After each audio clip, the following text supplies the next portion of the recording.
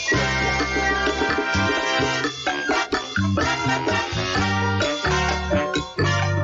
yes, yes.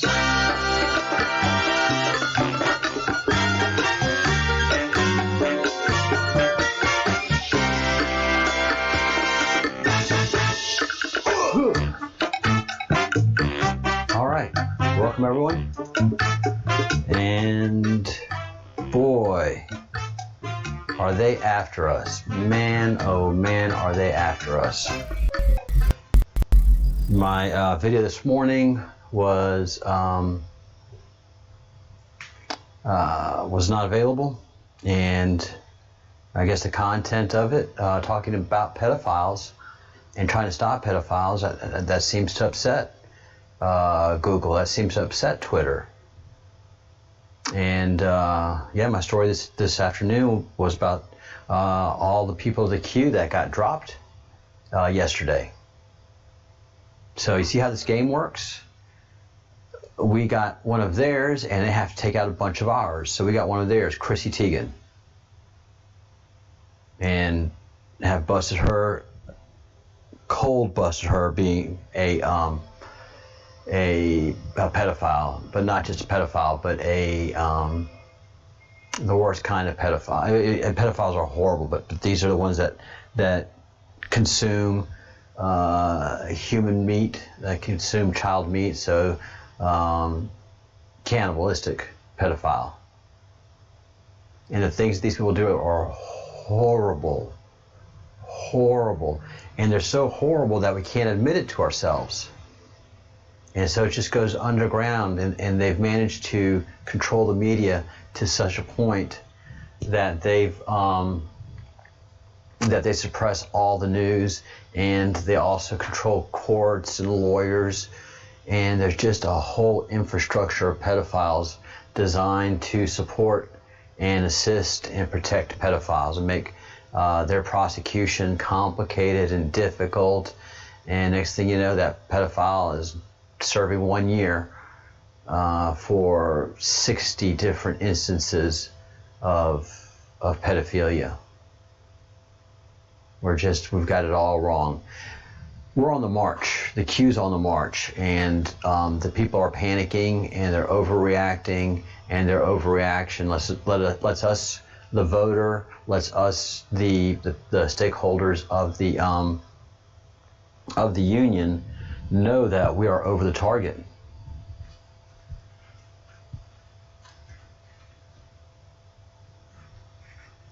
And we're doing amazing work. Sorry guys, in a hurry to get online today.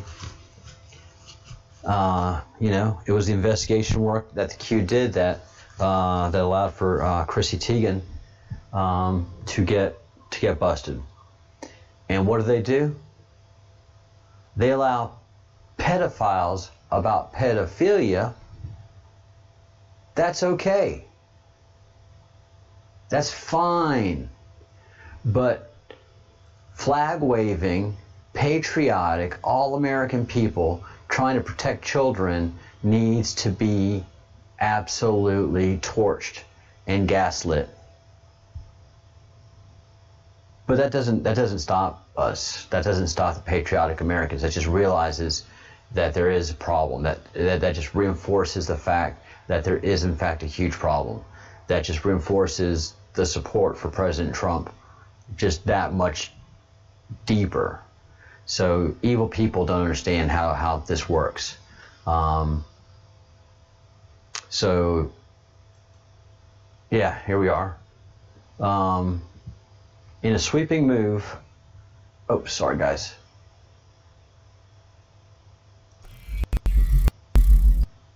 In a sweeping move across the platform, Twitter has banned 7,000 accounts related to the QAnon movement. Just regular citizens talking about patriotic things and going after the pedophiles and those who want to destroy America, including these insane, disgusting rioters. And they're not rioters, they are domestic terrorists. They are absolutely 100% domestic terrorists. And Trump's letting them do their thing. We're analyzing them. We're learning so much about their tactics, who they are, who they communicate with. So all these rioters that are rioting, they're just providing data for us. Keep doing it, guys. Keep after it. This gives us more information. That's why the president has not just come in and put the kibosh on all of it. Let them run. Let them dogs run for a little bit and see where they go and what they do and who they're talking to.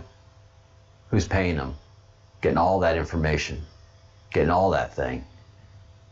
But there was no reason to do this. There's no reason to do this. And sorry, I didn't show you. I didn't have that up. But here is the Twitter page. Pedophiles about pedophilia. About pedophilia. Pedophilia is illegal. I can't stress that enough. It's illegal, it's moral, and it's just wrong, and it's unacceptable. To think about having sex with a child is reprehensible, and yet this is allowed to exist on Twitter. But flag-waving Americans that pay their taxes and work hard and do their part for the country, they're the bad guys to Twitter? If they're the bad guys, these are the good guys to Twitter. Whose side are they on? They're on the pedophile side. They're part of the people that are protecting the human trafficking. And we give the terms like human trafficking. They are protecting the rapists, the sodomy, and just the gross damage that people do to children. We have allowed these terms to sway our thinking, and we allow the major media to sway our thinking. Portland Mayor Ted Wheeler holds listening session with demonstrators. These are not demonstrators, people. And that wasn't a listening session. That was a spineless mayor negotiating with terrorists. These people. You do not change policy by destroying public and private property. You change policy at the ballot box. But Portland is a town of pedophiles.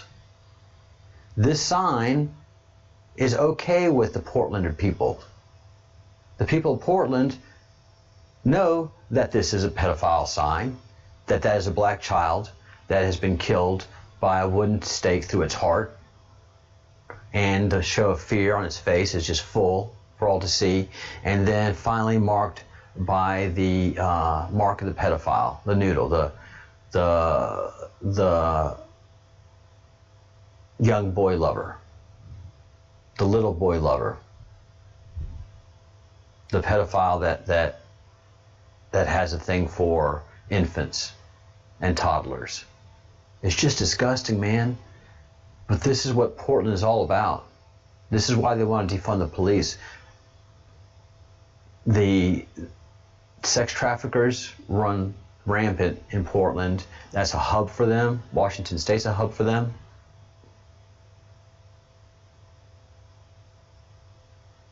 And Twitter is all about protecting this. Sex trafficking.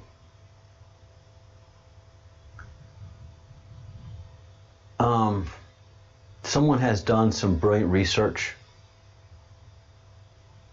and I'm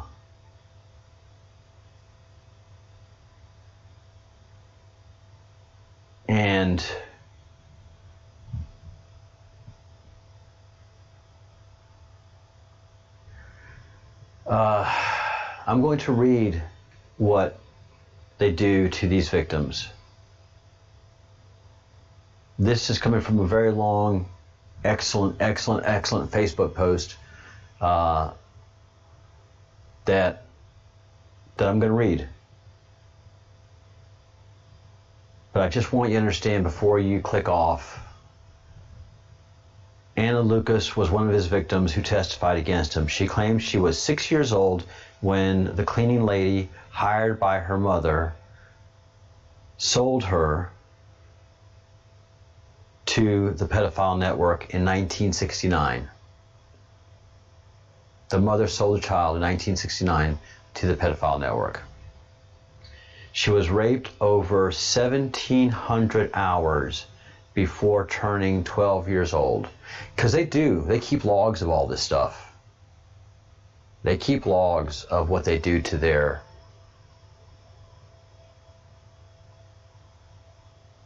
children, the pedophiles. She was 6 years old when she was forced to participate in her first orgy, which included wearing an iron dog collar and eating human excrement. A 6 year old was forced to eat human poo. 1,700 hours of rape, people.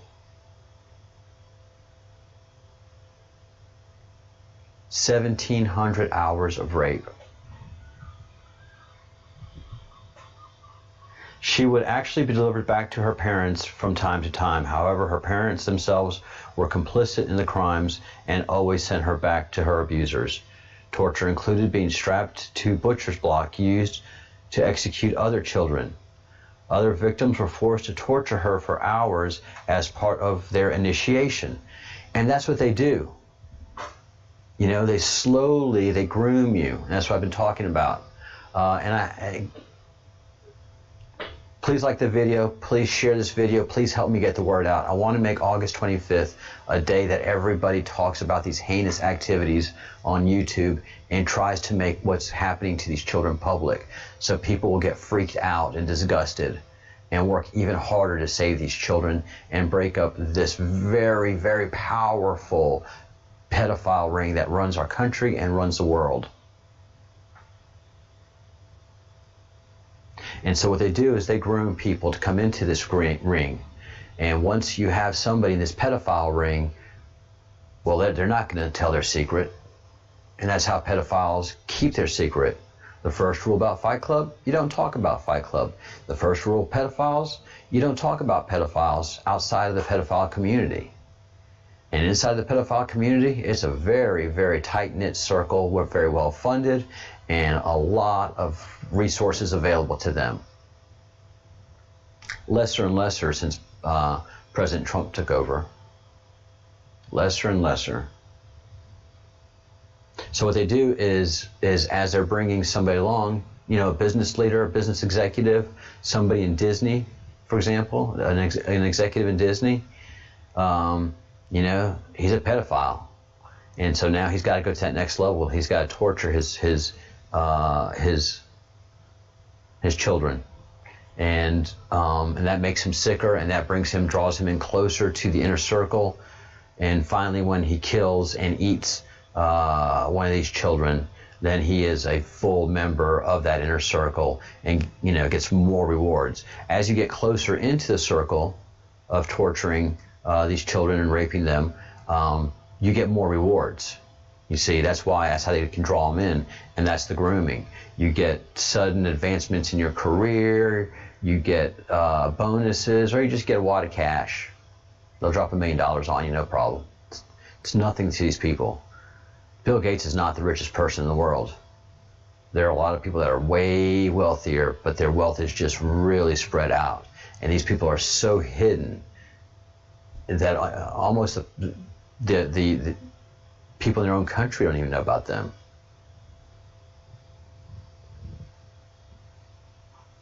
She was considered attractive, and that made her preferred by her abusers. She claimed that she tried to use that to her survival advantage to the best of her ability, but by the age of 11, she had become so broken that she was slated to be executed and disposed of. That's what I've been telling you, people. They execute and dispose of these bodies. You never see these children again. She said she was saved when one of her abusers negotiated for her freedom. That abuser would later sit as a defendant in the trial.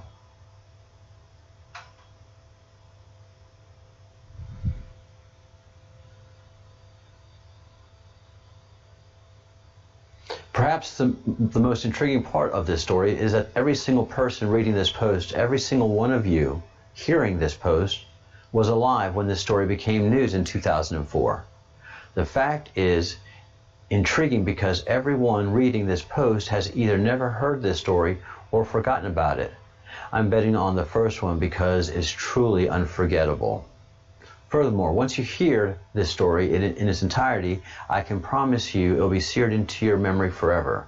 Our main character is a man named Mark Dutroux. He was born in Belgium in 1956. He was twice convicted of kidnapping and raping underage children. The first time was in 1989.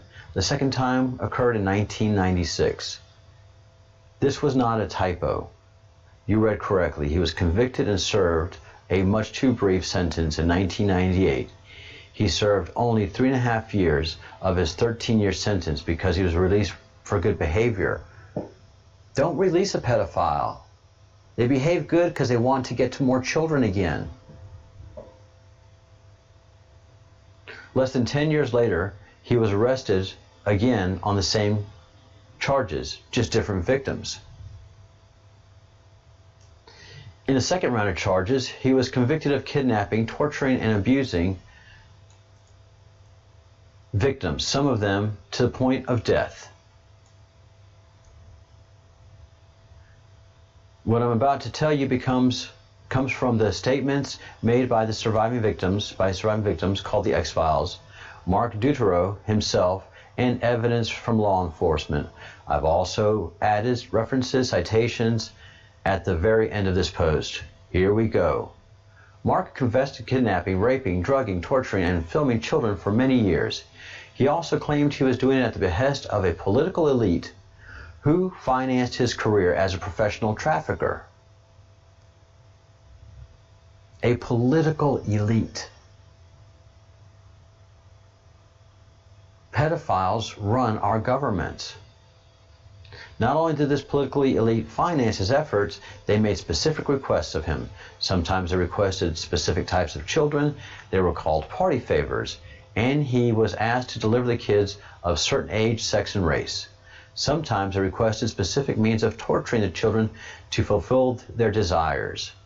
Orgies, satanic rituals involving sacrifices, and torture games. Again, he was filming all of this stuff and sending it to these politically elite. Satanic rituals. Satanism is huge in this group. Huge. And sometimes they requested that he film certain influential people engaging in these acts for later use as blackmail, which is what Jeffrey Epstein did. He claimed many of his customers and financiers were world leaders. This was not a stretch of the imagination because he lived in Belgium, where the EU and NATO headquarters were located. This statement was also corroborated by his victims, who were able to identify specific politicians. Anneka Lewis, who I just read to you about, was one of his victims who testified against him. Again, she claimed she was 6 years old when the cleaning lady hired by her mother sold her to the pedophile network in 1969. And her claims were in fact extraordinary. She was forced to eat poo. She was raped and tortured for over 1,700 hours before turning 12.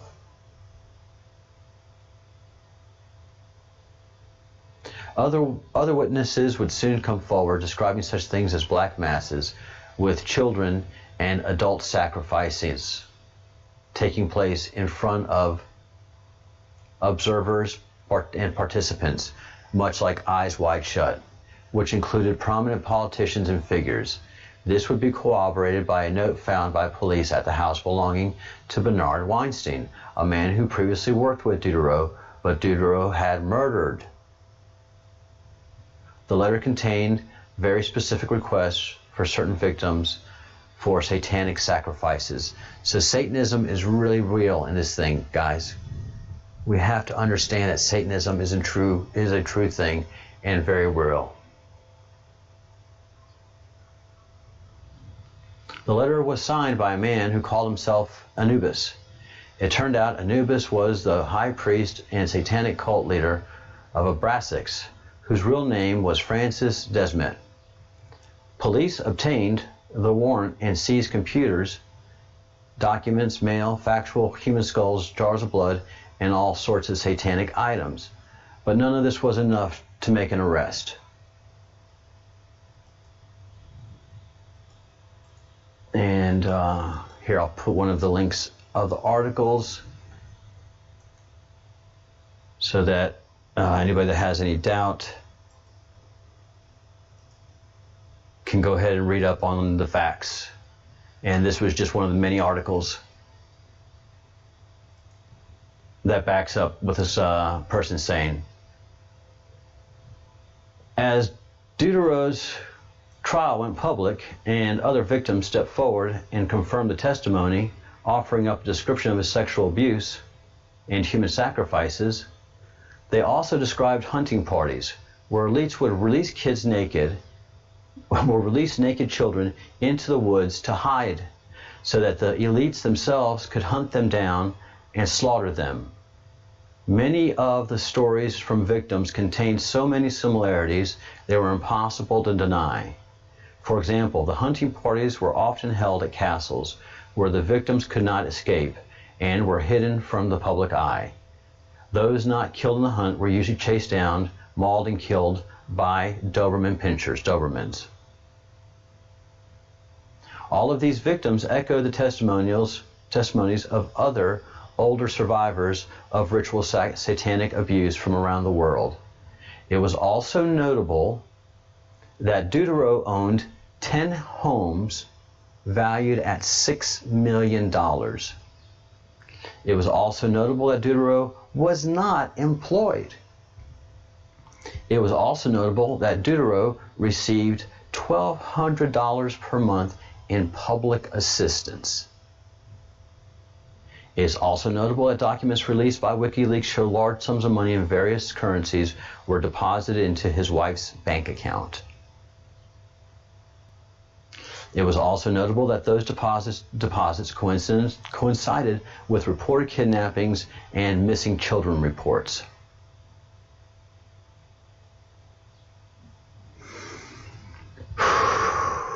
Just taking a break here.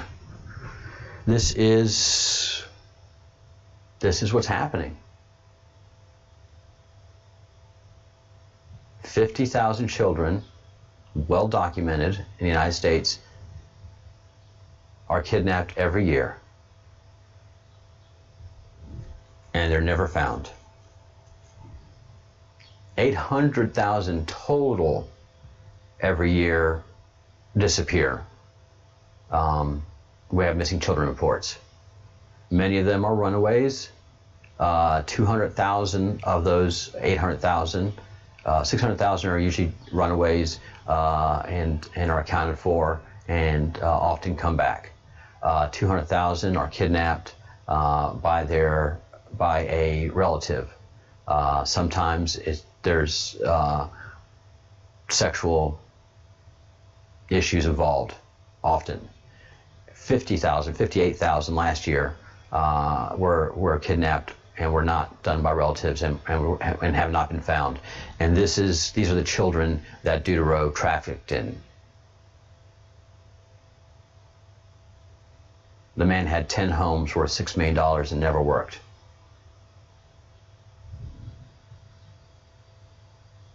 And you've never heard of this. I never heard of this. And that's because the pedophiles that run all these different organizations and governments make sure that this information never makes it to the press and control the media in such a way.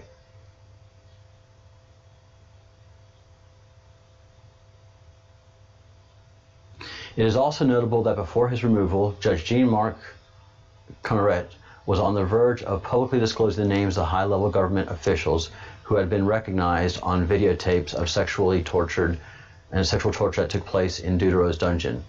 So this judge was going to release the names, but the judge was suddenly replaced. That's the kind of power these people have. It is also notable that 20 potential witnesses for the case have died without explanation. 20 witnesses have died without explanation. Three of Kevin Spacey's accusers have died in the last year. They assassinate people, and they get away with it.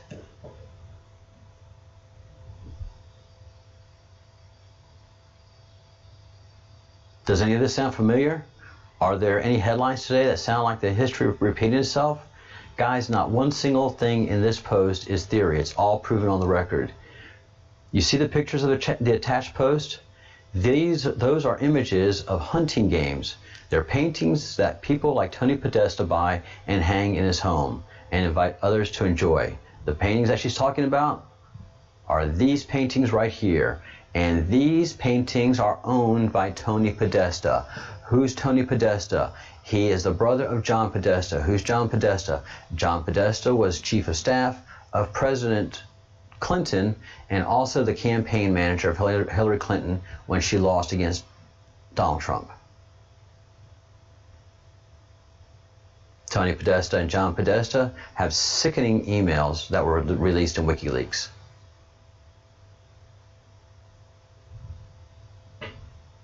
This is what's happening. This is art that hangs in a person's home. The red shoes, of course, are very important.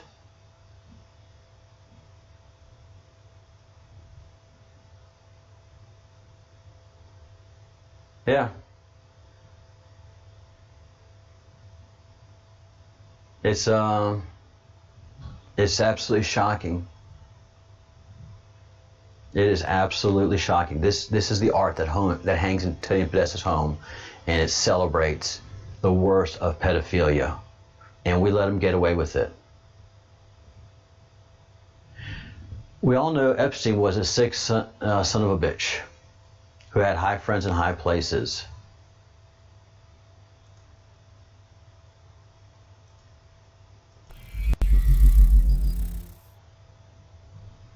The same friends that hang out with Tony Podesta, you think Epstein was the only one? That somehow he was unique, or his low level, or was he the low level one they were willing to sacrifice to protect everyone else involved at a higher level? Do you realize now that when it comes to trafficking, Satanism, pedophilia, human sacrifices, organ harvesting, adrenochrome, that this is art imitating life? That these people who are so obsessed with the art that glorifies these things might actually themselves be engaged in these things? Of course. Of course. You don't have that kind of art in your house unless you engage in it. It's got to attract you. Suddenly it's not so crazy to say that world agencies who claim to stop these crimes, the World Health Organization and the United Nations, are actually facades that cover up the real work of procuring and enabling, yes, even participating in these crimes. Suddenly a whole house of cards comes crashing down, and it does. And it does. Chrissy Teigen, just one of the cards. With this one case, all of the unbelievers are silenced. For crying out loud, this trial was in 2004. Do you remember it? If not, do you wonder why it was not on the front page news across the world? Are you asking yourself, how do these people get away with this? Have you not yet figured out that the very people who are supposed to be ending it are doing it? Most everyone who has watched an Epstein documentary on Netflix, and there may be 3 or 4 since his death, one thing they haven't heard over and over again: where's Epstein's girlfriend and why hasn't she been arrested yet? Did anybody ask the question, even try to find the answer? No. Or did you just shrug your shoulders and say, well, that's the way it is, nothing I can do about it, and go on with your life, which is what we've been doing with these pedophiles for thousands of years? Let me help you out, she says. Did you hear the news story about 2 weeks ago that President Trump fired federal prosecutor Jeffrey Berman? He was the prosecutor in charge of the Epstein case. AG Barr, Attorney General Barr, had requested Berman step down. Berman refused to do so. So Trump fired him, and Berman was replaced with prosecutor Audrey Strauss. And then suddenly, bam, Maxwell is in custody. You get a front row seat for the horror show that's about to come. You will not believe who's involved and how deep it goes. And you will not believe the lengths that they will go to protect their secrets. They were able to kill Jeffrey Epstein in custody. They killed 20 accusers of this guy. Deutero. They've been able to kill 3 of Kevin Spacey's accusers. And you guys don't know anything about it. We're asleep.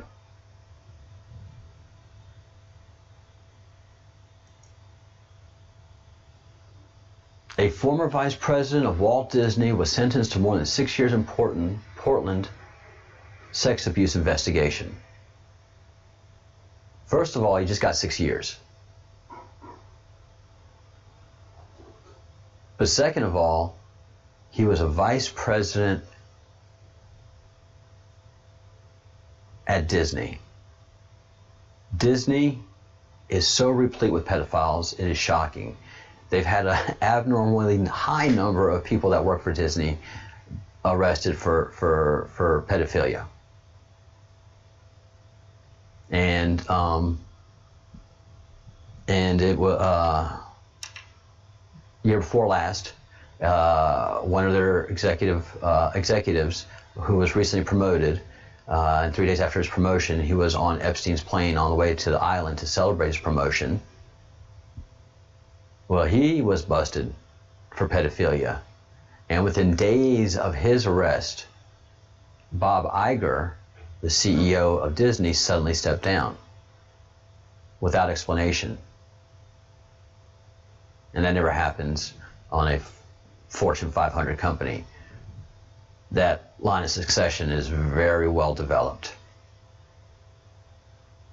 And Iger has plenty of no comments where he says, oh yes, I don't eat carbs except for pizza. I love pizza. When I'm in other countries, I look out. I go out seeking pizza. And as it is said, their symbology will always be their downfall. Their symbology will always be their downfall. As many people have noted, Fox has been changing the way it's reporting news and doing more misinformation, like CNN, MSNBC, ABC, CBS, all of those guys. Well, that's because Disney bought Fox.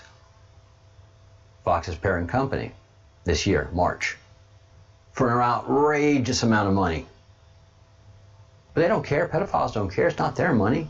Stockholders' money. As long as they can get it done and they can get rid of Fox News and get that monkey off their back, they're going to do it. But as always, with these pedophiles, because they have to brag, God, they have to brag to each other, and they like to do it, and they think we're idiots. They think we're idiots, so that we don't know their symbology, we don't know what they're doing.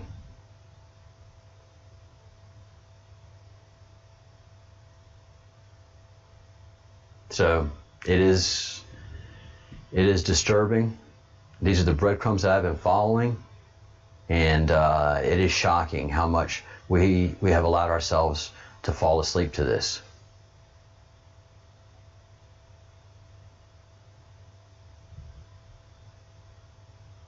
Good things come in pink boxes. How much you want to bet that these pedophiles deliver their victims in pink cages? Or it's been said that they're delivered in pink coffins. That's the rumor. And look, there's another link. If you think I'm full of crap on this about voodoo donuts, there's another link in my description section of whistleblowers that have been talking about what goes on at Voodoo Donuts in Portland. Oh, Portland? Walt Disney? Vice president. Again, vice president. So these people are in the highest offices at Disney. And he was living in Portland. Why? Because Portland is pedo central. It is. And it's absolutely shocking. And so what does Twitter leave up? Pedophiles about pedophilia. And does this bug you? I hope it bugs the tar out of you. How do we sleep when our beds are burning?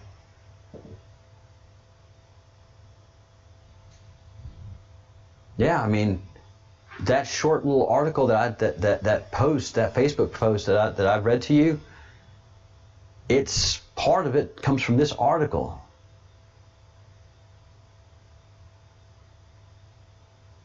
And I mean, it's full of details and details and details of this monster. And I'm not going to tell you how it ends because, again, I want you to do your own research. Breadcrumbs Project is following breadcrumbs. And that's what we do. And we find truths, we find little crumbs of facts and data that lead us to a truth. And I started this a week ago. I started following these breadcrumbs. Holy cow, man. Holy cow. And then I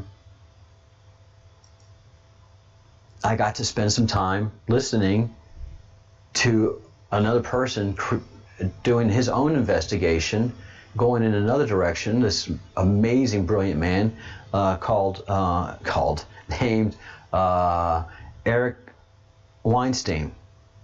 He is a PhD in mathematics from Harvard. He hates Harvard. He hates the whole setup that they've got set up in academia. He agrees with me, and I agree with him, except he's just a lot smarter about it. But he met Jeffrey Epstein, who if you look up Jeffrey Epstein, you Google search him, a businessman, a financier. And so he wanted to meet Eric, Jeffrey Epstein did. And from from Eric's recollection, it was 2003 to 2004 when they met. And Eric has been working with very rich people. He managed a hedge fund at the time. He manages a bigger hedge fund now. Works for Peter Thiel and his billions of monies.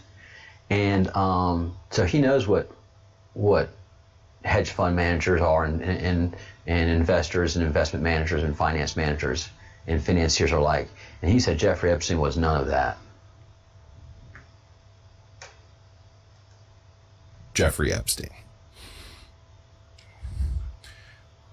So the first thing I want to do is I want to be relatively clear that I'm somebody who believes that there is a fair amount of organization behind the scenes, usually of a relatively low level of organization that is unknown to the people who are watching TV or listening to, let's say, NPR on the radio.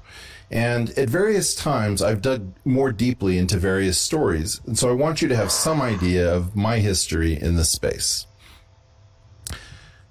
In the 1980s and 1990s, I became very active in believing that the so-called STEM shortage of scientists and engineers that was claimed by the Policy Research and Analysis Division of the National Science Foundation was in fact a conspiracy in order to make life easier for employers who would be facing American scientists with an ability to bargain and make higher wage demands, and that the National Academy of Sciences and National Science Foundation interceded on the behalf of employers, which was tampering in the labor market in an absolutely vital sector, resulting in the Immigration Act of 1990, or IMACT 90 as it was called.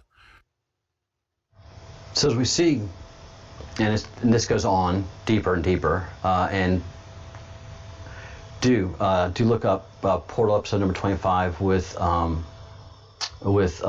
Eric Weinstein, and you will see that that the people that created Jeffrey Epstein have been controlling society in so many ways for so long. And he starts, because he's an economist, because he's a mathematician, he had been noticing that there was a body influencing different aspects of economies, moving vast sums of money, not to the benefit of the country or the people making laws, but to certain corporations and certain corporate agendas. And that money was being moved in massive amounts, and that he could not understand what was making these moves. So he was seeing this organization that people have tripped over, and he came at it at a wholly different direction. And and he goes on a while. Again, do your own research on this, about what he saw in the economy, making monies move. So let's get into the Epstein portion. Very rich man who is dead by his own hand in custody through an unlikely but not impossible set of circumstances. However, unfortunately for me, I met Jeffrey Epstein in 2004, I think, or perhaps 2003. And I met him in his home in Manhattan on 71st Street when he took an interest in talking to me both as a scientist and as somebody who was interested in foreign exchange trading. I found that meeting so bizarre and so remarkable that it has stuck with me ever since. Recently, when the news turned to Jeffrey Epstein, my wife said to me, "You know, Eric, you called this when you met him early on." And I said, "What do you remember?" And she said that you called me immediately afterwards and you said, "I've just met a construct." And she asked what it was a construct. And I said, "I met somebody who appears to be a hedge fund billionaire who I don't think is actually, in fact, involved particularly in hedge fund trading. I felt like what I was meeting was an actor who had been hired or constructed to play a part." Ever since that meeting, I've used one word and one word alone when talking about Jeffrey Epstein, and particularly with people who knew him, who were friends or acquaintances or colleagues of mine. And by using the word construct repeatedly, I attempted to make an indelible image that I was very bothered and was in fact making a prediction that one day it was quite probable, although not definite, and certainly not certain, that Jeffrey Epstein would be revealed to be something other than what he had apparently been chronicled as being and what he had portrayed himself as being. As a result, I now have a different situation. Because I was making this prediction early on and I had no idea what turn of events would bring us to the present, I was quite vocal about something which perhaps today, if I knew how things were going to end up, I would have said nothing at all. So I feel, in fact, a little bit more vulnerable having spoken out on this as if I know something, rather than just a person who found himself in remarkable circumstances and didn't believe what he was being told.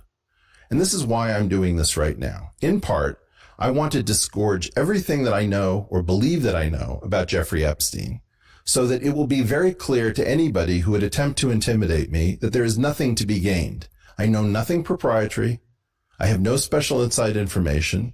And I want to get to how I came to believe that Jeffrey Epstein was quite likely the construct of an intelligence community, either ours in the US or somewhere else. So in order to do responsible conspiracy theorizing, my first rule is that one should not attempt to allege a type of conspiracy that has never been encountered before. Over the years, many conspiracies have been uncovered, and so we have a menu, if you will, of proven conspiracies with which we can try to figure out whether something is in fact possible. And to give you an idea, I'm going to list a small number of conspiracies that have been proven and give you the idea of why these things figure in my imagination. And I think that what will happen over time is that you'll see that I'll refer to the same conspiracies over and over again because they give us an idea of the boundaries of the possible. First of all, one question. Is it possible that mainstream media can be weaponized by the intelligence community for the purpose of destroying a well-known individual? That is, as I am recording this, I am aware that the intelligence community could decide to tarnish or destroy, or in their words, cheapen my reputation by planting stories in mainstream media. In this case, I would point people to one of the most important examples we have, which is the destruction of Jean Seberg, the leading actress who was originally found by Otto Preminger to play Joan of Arc and also used by Jean-Luc Godard in the film Breathless as the heroine. Jean Seberg was accused, due to her radical politics active in the Black Panther Party, of cuckolding her husband and bearing the child of a Black Panther in a news item that was planted by the FBI with Joyce Haber of the Los Angeles Times, later repeated by Newsweek. The great thing about this is you don't have to believe me. You can just look it up. Does the U.S. have the ability to assassinate its own people who may be trying to do good? Well, in the case of the person who invented the term the Rainbow Coalition, this appears to be the case. It wasn't Jesse Jackson. It was, in fact, a man named Fred Hampton. And my understanding is he was trying to get black street gangs to stop warring with each other to form a political coalition, and was assassinated for his attempt to do so in his bed in Chicago, Illinois. So this shows that assassinations by our intelligence community and our particular form of secret police, the FBI, is also possible. Can you have a highly coordinated, silent hit with tremendous complexity going off almost without a hitch? I believe that the surveillance photos that we have seen in Dubai indicate that this is, in fact, has occurred recently. I'm not going to say who carried out the hit because that is not known, but it is widely believed to be a particular country that is not hard to guess. Is it possible to suicide someone? Normally we think of committing suicide as an individual action. But do we ever find the intelligence communities attempting to, in the sense of a transitive verb, suicide someone by letting them know that they will turn their life into a living hell so that committing suicide is the only way out? In fact, this is what the subject of the FBI's letter by the hand of Sullivan to Martin Luther King Jr. was, when the attempt was to tell King that he was finished and that if he didn't commit suicide, that his legacy and his name would be tarnished. Would an intelligence community ever contemplate using organized crime, such as La Cosa Nostra, in order to carry out an act that it didn't want to do itself? This is what we found the comedian Dick Gregory was considered being subjected to when we found out that the FBI was thinking about having La Cosa Nostra be informed that he had been talking about union activities and labor racketeering. So yes, it is quite possible that the intelligence community would use organized crime. This is also a proven fact. Would we ever have the use of orgies and honeypots together with an elaborately constructed backstory in which an actor and the character they played were entirely different?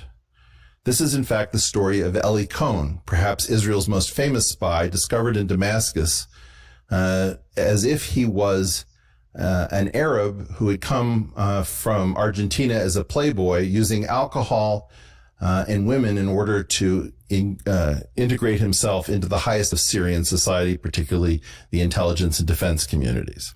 So yes, people are constructed to be something other than they are, and honeypots are very much a possible use in the intelligence world.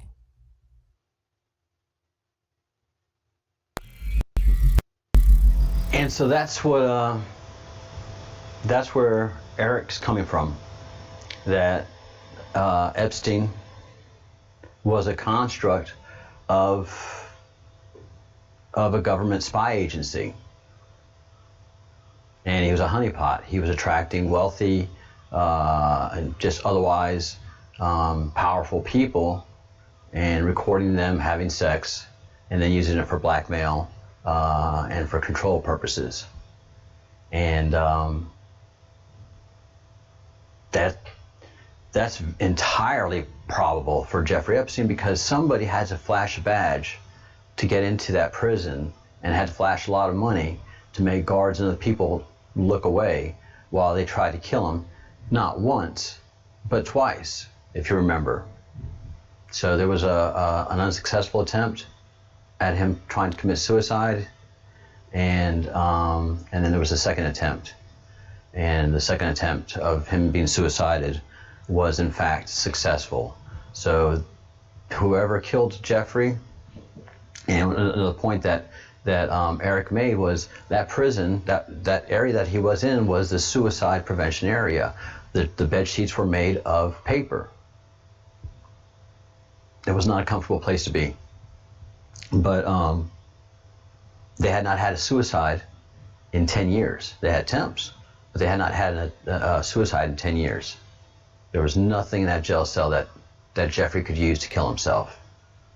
So somebody very some very powerful people came in and made sure that happened.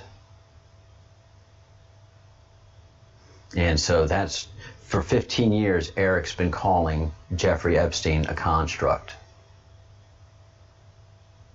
And he traveled in his Lolita Express all over the world, delivering sex all over the world. And leaders from all over the world came to his island. Even Stephen Hawking was at Epstein's island. Bill Clinton was there over 20 times, and he flew on the Lolita Express 26 times. And it was called Lolita Express because it was set up for sex, and it was usually sex with young people.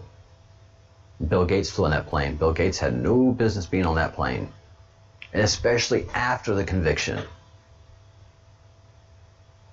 You know, everybody that was advising Bill Gates at that time said, please, Mr. Gates, do not get on that plane, sir.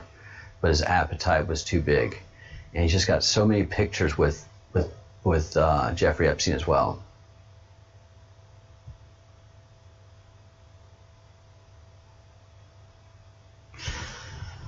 Yeah, it's a lot to take in. And most of you are going to initially push back because it's just so much. It's your first level of denial. It's the 7 stages of denial. So it's just too much to believe. It's fanciful. You don't know what you're talking about. Blah blah blah blah blah. You do your own research, and that's why I pull in different links in different areas. FBI files. Let's see. Do your own research. This is hundreds of pages that the FBI has on Jeffrey Epstein and people testifying to what he did. And this is not a deep dive. This is just getting people that he had sex with. They didn't go deep into his finances. They didn't do the deep dives that the FBI usually does because they're prevented from it. But they've got hours and hours and hours of testimony of young girls that he just kept bringing in and having sex with, starting at massages, seeing how far they would go, 14-year-old girls, 15-year-old girls, 16-year-old girls. And what he was doing all the time was recruiting new girls and also recruiting new members to his Billionaires Boys Club.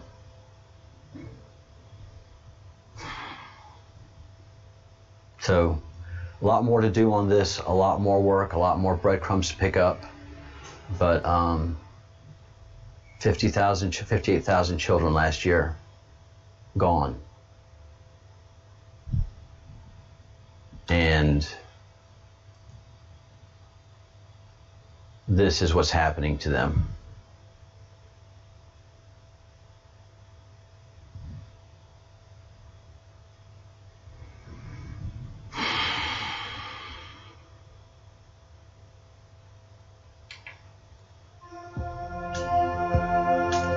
It's difficult, but try to think good thoughts, do good deeds, say good words, have a good life, but most of all,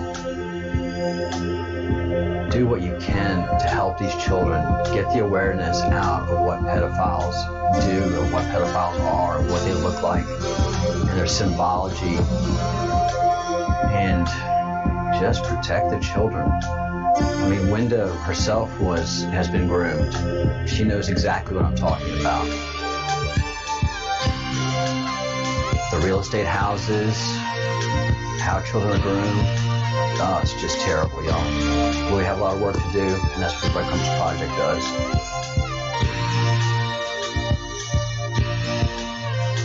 All right, thank y'all so much for watching, participating, and we will see you very soon.